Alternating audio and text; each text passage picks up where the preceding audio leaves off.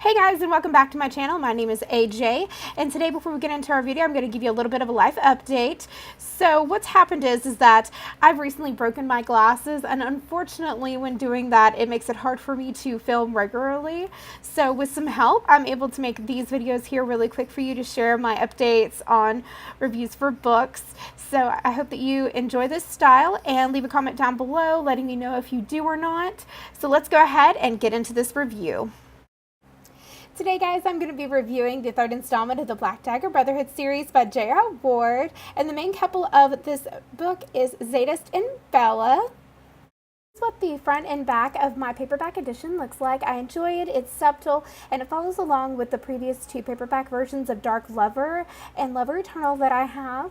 Now, this book takes off from the last book where Bella has been invited to the compound to celebrate Mary and Rage coming together, and her and Zadist have just had their awkward sexual encounter in the hallway where she ends up taking off to go home. There she is kidnapped by a slayer who has located where she's at and has become obsessed with thinking that she's a human woman who rejected him prior to him being transformed into a lesser.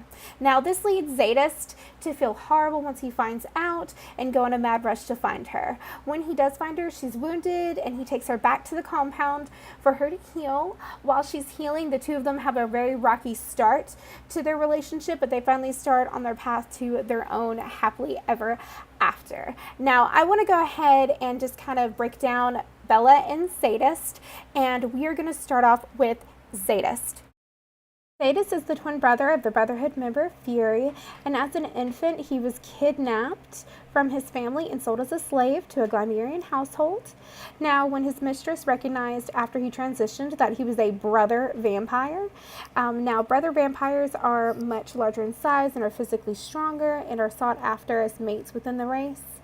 And because where he had not been trained as a warrior but kept as a servant of the house, he wasn't able to protect himself when she had him removed from the regular staff and placed into a dungeon room where she kept him as a blood slave, and she used drugs and allowed her two body slaves along with herself to abuse him and feed from him. So this shapes the way that Zadist views females, males, and sex in general. And at the start of this book, he doesn't really connect with everyone except really Fury, but he doesn't even connect with Fury that well because this has been these events in his past have weighed so heavily on him, and in the race, it's not normal for males to try to seek help for these kinds of things. They're just kind of supposed to suck it up. And throughout this book, I loved how Zadist was able to overcome this in his own way and be able to connect better with Fury and also connect with the other brothers within the Brotherhood. And he also strikes up a good friendship with Mary as well. Now let's go ahead and talk about Bella. Bella is the younger sister of Revenge and is a Glimerian female. She was formally engaged, but the engagement fell through when her potential mate left her and stated to other Glimerians that she was unfit as a mate, which in Glimerian standards is kind of like Victorian standards. They really don't care what the reason is. Somebody's just saying you're unfit. So I believe that she takes it in stride and is able to thrive in her cottage, where she, in the previous book, has befriended Mary, and the friendship continues in this book, and she's also befriended John, and so that continues as well. And I really like how spunky and how fiery that she is, and I think that she makes a good match for Zadist. Now, I do want to go ahead and talk about what I think is the elephant in the book, or what is my biggest con about this book. So let's go ahead and get into it. Don't get me wrong, I do like love triangles. However, I do not like them in this book because this triangle involves Zadist, Fury, and Bella. I particularly do not like sibling love triangles because I end up falling in love with two characters and then one of them is about to get sucker punched and somehow I'm the reader and I'm betrayed. So I don't particularly care for them. But in this particular book, I don't like how Ward has Zadist push Bella onto Fury and then Fury ends up actually liking her. And then we turn around and we find out Bella's perspective because this book is written in two perspectives, Zadist and in Bella's, and also the lessers. That's the main lesser of this book. But anyways, I digress from that. But you get to Bella's side. And Bella is no Elena Gilbert. She is not in love with both Zadist and Fury. She's only in love with Zadist. So whenever she goes and she's acting like she's attracted to she's attracted to Zadist, sorry.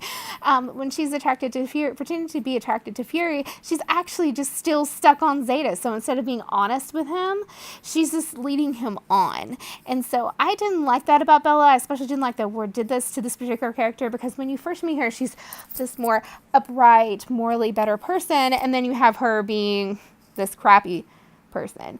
So that lowered Bella's rating for me and definitely knocked this down from 5 out of 5 stars. Now, let's go ahead and get into my overall thoughts. So I can't deny that this wasn't a fantastic book because it was. Ward did deliver a great story between Zadist and Bella and introducing amazing characters, so I do give it a 4 out of 5 stars. I just couldn't get past the elephant in the book, which was the love triangle. But I do give it kudos for having great character development, introducing new characters, giving us more insight into the Glimera and the new country, which is the U.S., and also insight into the old country. So I do love that about this book, and I love the romance. It was flaming jalapeno hot in this book, except for the awkward Lover Eternal scene for Bella and Zadist. But I do really enjoy this book. I do recommend it to you because I am, of course, continuing with this series, and I hope that you've enjoyed this review. I know it's a little bit different. I will soon be back with my normal video types, but until I get my new glasses, I think this is what it's going to look like until I get some feedback from you guys. And I hope that you have a really great day. And till next time, guys. Bye.